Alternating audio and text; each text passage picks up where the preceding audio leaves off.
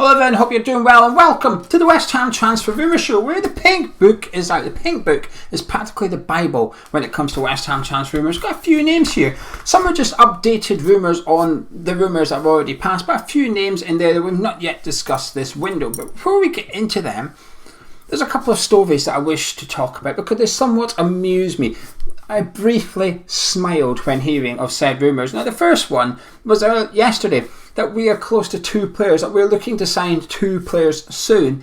I mean, it's perhaps dangerous. I just took it for granted that we were working on negotiations anyway. It's 2.5 weeks till the season starts. I just assumed in the transfer window, West Ham would be working on transfers. But anyway, I'm glad we got that news over and done with, that we're working on 2 transfers essentially. But the second one, it tickled me, this one. And it was before the West Ham Celtic game. John Hartson was doing the punditry, and he basically said, David Moyes has told me what the transfer budget is, and it's not very much. So he got asked, well, how much is it, kind of thing. He said, oh, no, I don't want to tell you. I'm not leaking that information. I'm not going to tell you how much it is, kind of thing. So what he did there was force people to assume, because basically saying that it's not very much, everyone's going to have a different answer. When you're watching this, some of you watching this might think 5 million, 10 million, 15 million. I personally think there's a decent bit of money to spend, but it's not enough. I think we could spend 30, 40 million this window. Arguably, I would say that that's not enough for a side trying to progress beyond Europa League football. But what Johnson did was put something out there that requires context, then refused to give any context whatsoever. Then the domino effect happened, didn't it? It went from John Hartson saying the budget's not that much to people saying we've got no money whatsoever to spend. And it just amused me, really, the whole carnage of John Hartson's statement without context. And I believe there is money for West Ham to spend, by the way. I don't think we're quite skint FC yet, but like I said, everybody's got a different value as to what is enough for the transfer budget for this summer. So expect transfers, expect money spent, and expect some dodgy rumours. I'm coming up with some of them. Before we get into it, just wanted to point you in the direction of One Football, who we're collaborating with in the month of July, August and September. It's the completely free football app for the football fan. Now the link is in the description and the pinned comments of this video. Get it downloaded. Just click on the link, it'll take you to the App Store, download it for complete free. Load up the app and you select what you want to follow. So select West Ham, select the Premier League and any other teams or competitions that you follow in your own time. Then you simply click on West Ham's badge and you get all the latest transfer news, the injury news, around the friendlies coming up, and of course Fantasy League is just around the corner, so when you're following the Premier League, keep up to date with all the big transfers happening around the Premier League, the likes of Varane to Manchester United, Ben White to Arsenal, all the good stuff. And the best thing is, it's completely free, so get One Football downloaded to your phone today. You will not regret it. So let's take a look at some of these rumours, shall we? Because there's some good ones. Phil Jones, a couple of weeks ago, it was rumoured that Phil Jones has been allowed to leave Manchester United for free. I mean, that's good of them, isn't it? How nice of Man U. They've signed Rafael Varane from Real Madrid for 35 million, and they've decided that the guy that's not played in over a year, the guy that's been injured for a year, who's on a decent bit of wages, they're going to let him leave for free. Well, that is kind of Manchester United to offload that big wage bill onto someone else for that injury-stricken player. And West Ham, along with 6 other Premier League clubs, are being linked to him. So there's 7 Premier League clubs supposedly looking at signing Phil Jones. And I'm hoping that next week there's only 6 and West Ham are the team that is not linked to Phil Jones. Right.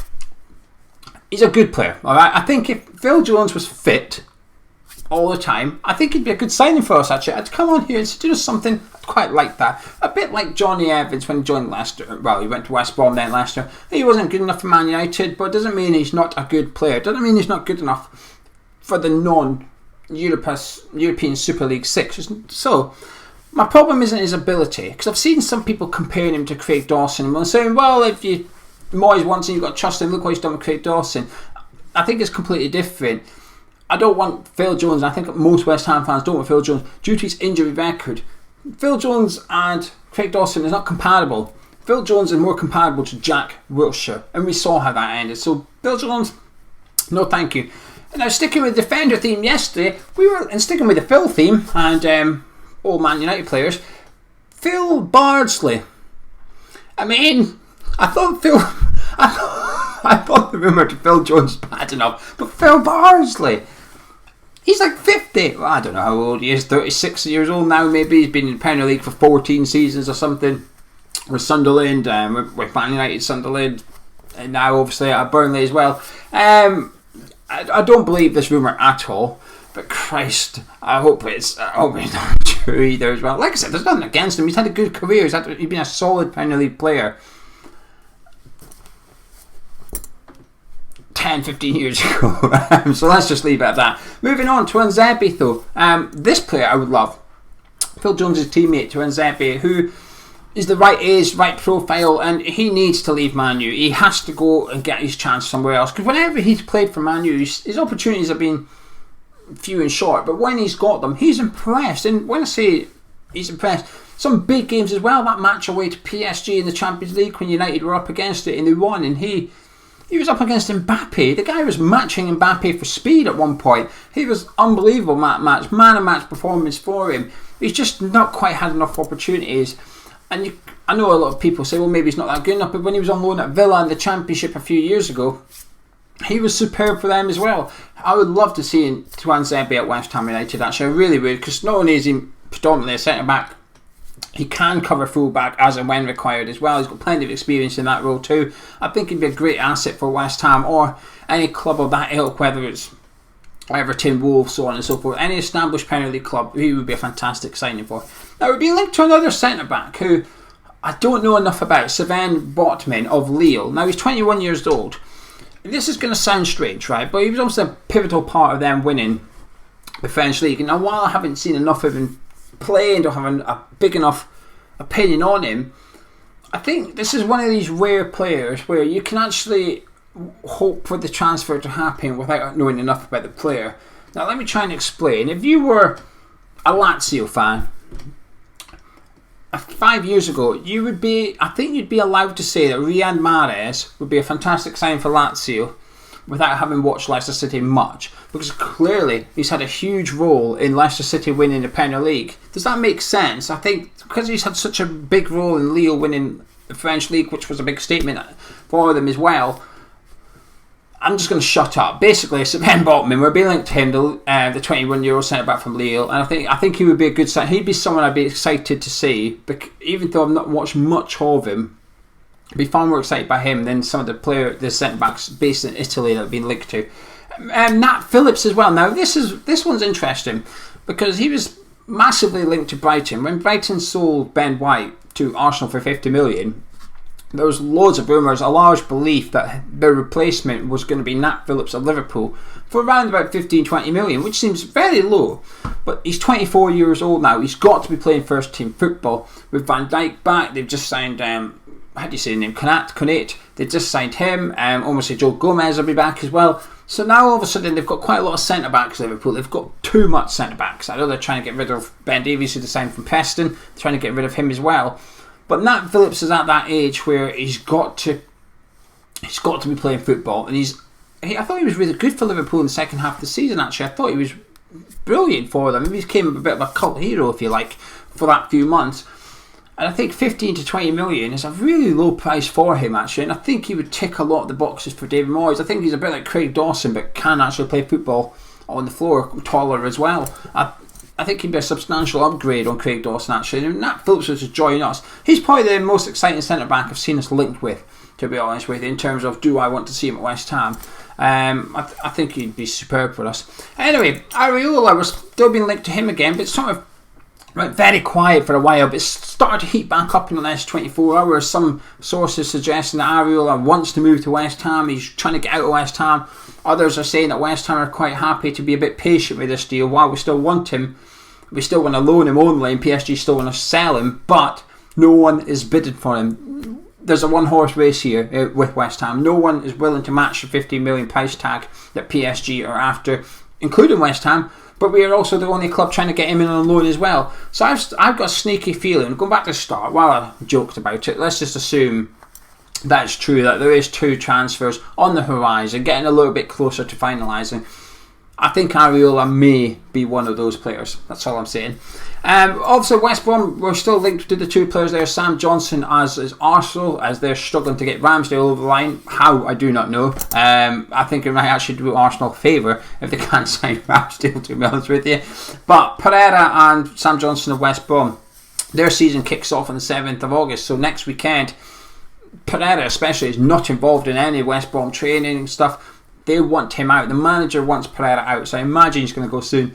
But the talk of Leicester City is starting to gather a bit of momentum over the last 24 hours, because there is rumours that James Madison wants to go to Arsenal, and he's prepared to hand in a transfer request at Leicester to push that through. And their replacement is Matheus Pereira. So it might be one of those where we've dragged our feet a little bit too long with Jesse Lingard. That when we finally decide to move for Pereira, and we've dragged our feet almost too long with Matheus Pereira, but actually we end up with neither of them. That would be West Ham, wouldn't it? That would be the most West Ham thing possible to happen in this transfer window. But there is also rumours suggesting that we are close to signing him. He was linked to that Saudi Arabian team, Al Hayati, whatever it is. I'm sorry, I don't know the name. Al, whatever it is. It starts with H. Anyway, there's a journalist from that side of it saying that he's not going there, he will not go there, and he's actually pretty much confirmed a move to West Ham for approximately 22 million. So we'll wait and see how true that is. I don't know if this guy's credible or not. No idea. But there is still some rumours linking Pereira to West Ham, so perhaps maybe all isn't done just yet. But anyway, that's it. That's your latest West Ham transfer rumours from Phil Jones. Oh, Tammy Abraham. I forgot about him, didn't I? Tammy Abraham. Now, there was some talk that Chelsea are becoming a bit more open to allowing him leaving prior to signing a striker. The news last week, the week before, was Chelsea want to get a striker in before they allow Abraham to leave. But over the last week or so, it's sort of lessened a little bit, saying, well, actually, maybe Chelsea will let Abraham go regardless of any incomings. And part of the reason to that is the player that they've had, who, I don't know how to pronounce it, Broja. He was on loan to Holland last season. Yeah, Vitesse. He was on loan to Vitesse last season. He scored 1 in 2 games or something. But this summer at Chelsea, he's 21 years old. He was given a 5-year deal by Chelsea this summer, which is quite substantial, because we know what Chelsea are like with loaning their players out. So they've given him a 5-year deal, but they've also rejected quite a few loan offers for him. And then in the friendly last night, he started the game, scored in it as well. He might not have started, but Abraham was involved too, but didn't score. But the younger lad was playing and scored. So perhaps, just perhaps, he is part of the plans for Chelsea's first team next season. That might open the door for Tammy Abraham leaving sooner than expected. Again, West Ham and Arsenal appear to be the weird thing about this transfer window is West Ham and Arsenal seem to be going after very similar players now. How Arsenal have followed, how West Ham are growing, there's a little bit of both, I think. But it's just interesting that whenever we're looking at players, Arsenal are involved in the same conversation now. I just thought it was interesting. I thought it was a bit of a statement of the progression of West Ham, but also just how far Arsenal have fallen over the last few seasons. I've only really noticed it doing this video. I keep saying Arsenal, don't I? Every single player, Arsenal. Anyway, now I'm going to shut up. So, Tammy Abraham, maybe. Matheus Pereira, maybe. Areola, probably a bit more likely than the rest of them. Then there's a few players we're linked to, but it doesn't mean that I believe them. I don't make up the rumours, I just talk about them. But if you enjoyed this video, drop a like on it, subscribe if you're new around here. Make sure you check out the OneFootball app, and I shall see you tomorrow. Catch you in a bit.